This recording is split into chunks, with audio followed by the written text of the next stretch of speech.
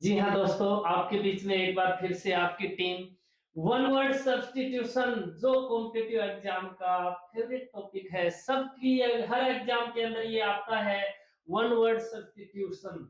आपके बीच में जो वन वर्ड लेके आए वो वन वर्ड है जो बार बार बार बार हजारों बार हर एग्जाम्स के अंदर पूछे जाते हैं, क्योंकि ये वो वन वर्ड है जो एग्जामिनर जो पेपर सेटर जो होते हैं उनके सबसे फेवरेट होते हैं।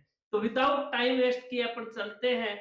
जो पहला वन वर्ड है पढ़िएगा, a person who is dependent on any drugs.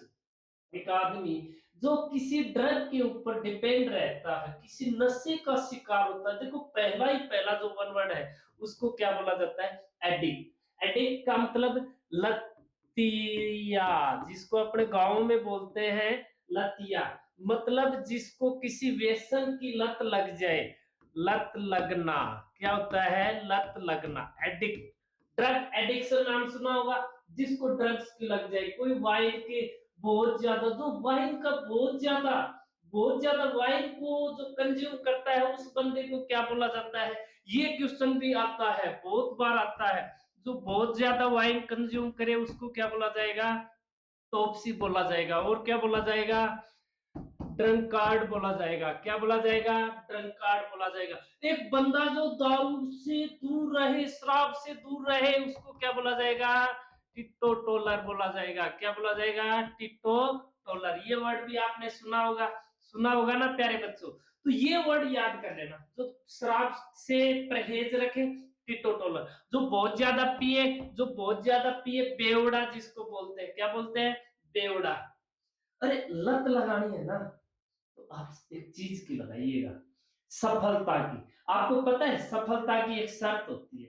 क्या शर्त होती है? वो मेहनत करने वालों पे फिदा हो जाती है। जैसे कि आप लोग मेहनत कर रहे हो, तो 100% इस चीज की गारंटी है। आप किसी चीज के ऊपर आप किसी चीज के ऊपर ट्रस्ट ही मत कीजिए। आप अपने आप पे ट्रस्ट कीजिए। आप मेहनत कर रहे हो, you will definitely be A successful person one day. It's challenge कर दीजिए दुनिया को कि हम सक्सेस होंगे। क्यों? मेहनत जो कर रहे हैं। तो यही, एडिक्ट मत बनिए, किसी चीज का एडिक्ट बनो तो सफलता की एक लत लगाइए कि मेरे को तो जुनून पालिए, मेरे को तो सफल होना है, मैं होऊंगा। दुनिया को दिखा दीजिए। जो लोग आपसे कह रहे हैं ना ये नहीं कर सकता, ये नहीं कर सकता, मेरे को बोला जा रहा है। अभी सच बोल रहा हूँ दोस्तों, बड़ा दुख होता है, लेकिन फिर एक आग लगती है। इनको ही तो करके दिखाना है जो ये बोल रहे हैं कि ये नहीं कर सकता। अरे इसको आज से पहले किस प्रकार से क्वेश्चन आ रहे थे, क्वेश्चन का पैटर्न चेंज हो रहा है। धीरे धीरे देखना, आप वो काम कर देंगे जो बड़ी बड़ी सिटीज के अंदर बड़े बड़े एजुकेशन देने वाले लोग करते हैं। वही इस आपको डिजिटल बोर्ड पे मिलेगा। तो लत लगाइए, जुनून की लगाइए, पागलपन की लगाइए, किसी भी हद तक गुजर जाइए उस लक्ष्य को पाने के लिए। पॉजिटिव लक्ष्य होना चाहिए। नेक्स्ट क्वेश्चन आपके बीच में है, बड़ा ही प्यारा क्वेश्चन है जो आपको दिया गया है। The period of beginning puberty and adulthood. अरे ये क्वेश्चन भी बहुत बार आता है। ये पीरियड होता है जो प्यूबर्टी, मतलब आप किशोर से जवान हो रहे हो। आप छोटी उम्र से एक युवा अवस्था को, एक जिस समझदारी वाली अवस्था में जिसमें जाते हो, उस अवस्था को बोला जाता है एडोलसेंस, किशोरावस्था। जहां पे जहां पे आपको अपने जीवन के अच्छे बुरे हर चीज का आभास हो जाता है, वो अवस्था होती है किशोर अवस्था। इंसान को इस अवस्था में, इस स्टेज के अंदर भी कुछ समझ में नहीं आ रहा ना, अपने पराये का समझ में नहीं आ रहा है, तो वो बंदा जिंदगी में पछताने के अलावा कुछ नहीं कर सकेगा। मैंने भी एक चीज आप लोगों के लिए याद की है, पीठ पीछे भी वफादार रहना मेरे भाई। पीठ पीछे भी वफादार रहना मेरे भाई। मैंने दुनिया को आपके लिए बहुत खास बोल रखा है, मैंने कह रखा है कि ये मेरा खास है। तो प्यारे बच्चों, ये एडोलसेंस, वो किशोर अवस्था होती है जो आपको अपने अच्छे बुरे सब चीजों का आपको आभास करवा देती है, कौन अपना कौन पराया, है ना। कुछ अपने होकर भी, कुछ अपने होकर भी परायों के साथ बैठ रहे हैं। मैंने वो पराए हैं अच्छे, जो हमें बिन जाने पहचाने भी हमें सपोर्ट कर रहे हैं। आप उन पराए भाइयों का, उन बहनों का, उन बेटियों का, उन बेटों का दिल से सैल्यूट करता हूँ, दिल से धन्यवाद करता हूँ। नेक्स्ट क्वेश्चन आपके बीच में है, बड़े प्यारे क्वेश्चन होने वाले, ये बहुत इंपॉर्टेंट क्वेश्चन है। An extremely young handsome man, जो बहुत ज्यादा सुंदर हो, बहुत ज्यादा सुंदर हो, उस पुरुष को क्या बोला जाता है? उस पुरुष को बोला जाता है एडोनिस। क्या बोला जाता है अभी? एडोनिस। खूबसूरत है तू। अब ये देखो, पुरुष खूबसूरत है, एडोनिस। अब यहाँ मैन किस जगह आ जाता है वर्ड? वुमेन। इसको उम्मा बोला जाता है। एक खूबसूरत महिला होती है, उसको क्या बोला जाता है? तो उसको बोला जाता है ब्लोंडी। ये वर्ड आपने पढ़ा होगा, पीले बालों वाली खूबसूरत चेहरे वाली महिला को ब्लोंडी। अगर यही पुरुष होता तो उसको क्या बोल देते? ब्लोंड बोल देते। क्या बोल देते? ब्लोंड बोल देते। इसके और भी वर्ड होते हैं, कुछ स्लैंग है, बेली। बेली, ये भी उस महिला को बोला जाता है। बाकी तो बहुत सारे वर्ड हैं, आपने अपने दोस्तों के लिए, बाकी के लिए लगा रखे होंगे, वो वर्ड आपने यूज भी करते होंगे। तो ये एडोनिस आपको समझ में आ गया। अब देखो, फोल्ड ऑफ एस्थेटिक थिंग्स, एक बंदा जो खूबसूरत चीजों का, जो मतलब उसको अच्छी चीजें पसंद आए भी, अच्छी हर चीज में अच्छा ही नजर आए, उसको बोला जाता है एस्थेटिक। किधर देख रहे हो? अरे इधर देखना है, आप किधर देख, अच्छा क्या आ गया? अरे यार मेरे को पता नहीं था। एस्थेटिक मतलब इस आंखों की, प्रकृति की, यहाँ पे दिख रहे इन चीजों की। The person who always likes beauty in everything, in every person, that is called aesthetic। इसको हिंदी में बोलते हैं सौंदर्य प्रेमी। क्या बोलते हैं? सौंदर्य प्रेमी। ये प्रेमी शब्द है ना, इसको लोगों ने खराब कर दिया भाई। वास्तव में ये वर्ड बहुत, प्रेम निस्वार्थ होता है ना, वही प्रेम होता है। जहां पे स्वार्थ आ जाता है वो प्रेम नहीं, वो जरूरत हो जाती है। आप प्रेमी बनो, प्रेमी निस्वार्थ रूप से कुछ काम कीजिए, है ना। देश प्रेमी, देश प्रेमी, देखो कितना शानदार ये वर्ड किसी देश के साथ लग गया तो कितना शानदार। तो एस्थेटिक, एस्थेटिक मेरे दोस्त, मेरे बच्चों, एस्थेटिक हो आप। ठीक है, नेक्स्ट आपका जो क्वेश्चन है वो देखिए, list of things to discuss in a meeting. मतलब बहुत सारे, देखो जो बड़े लोग होते हैं ना, वो पहले से प्लान कर लेते हैं कि फलानी मीटिंग में मेरे को ये बातें वहां पे डिस्क्राइब करनी है, इन इन मुद्दों पे चर्चा मेरे को करनी है। तो वो जो लिस्ट होती है, उस लिस्ट को क्या बोला जाता है? उस लिस्ट को बोला जाता है एजेंडा। अब देखो, एक से ज्यादा बातें हैं तो एजेंडा हुआ। अगर एक ही, ये क्वेश्चन है ना, एजेंडम, एजेंडम, ये कॉम्पिटिटिव एग्जाम में यहां से क्वेश्चन आता है। एजेंडम एक सिंगुलर नाउन है, सिंगुलर नाउन है। एजेंडा प्लूरल नाउन है। क्वेश्चन कैसे आता है? द एजेंडा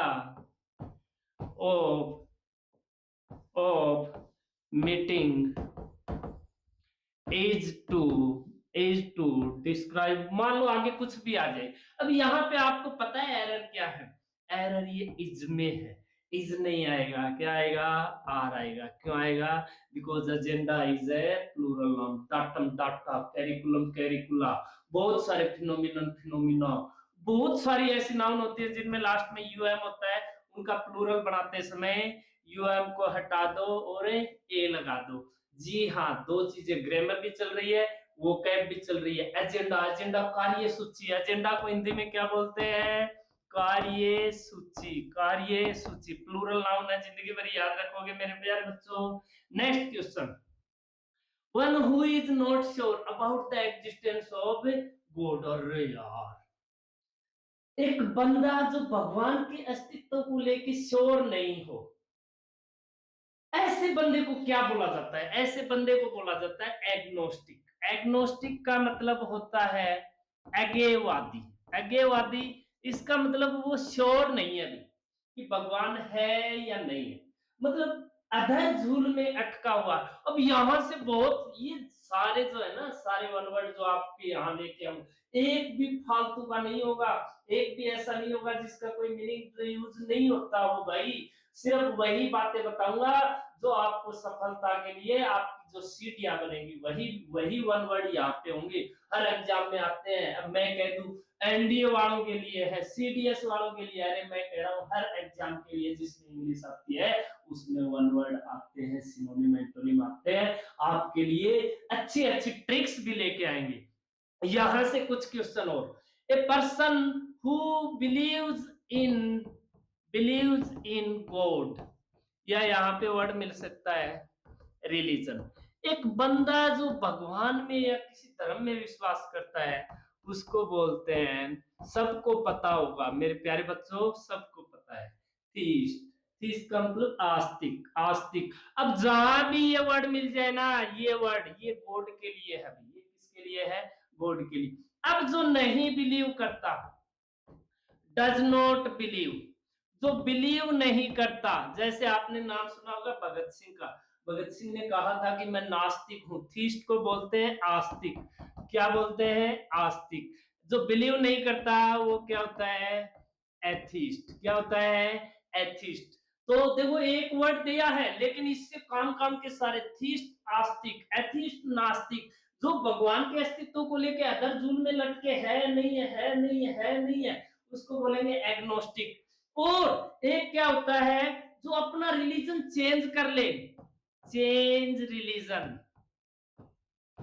जो रिलीजन चेंज कर ले उसको क्या बोलते हैं, उसको बोलते हैं अपोस्टेट। क्या बोलते हैं, अपोस्टेट। अपोस्टेट का मतलब स्वधर्म त्यागी, जो अपना धर्म त्याग के दूसरा धर्म चेंज कर ले। जैसे बहुत सारे पहले बुद्ध वगैरह बौद्ध धर्म में शामिल हो गए थे, वो अपोस्टेट थे। ठीक है भाई।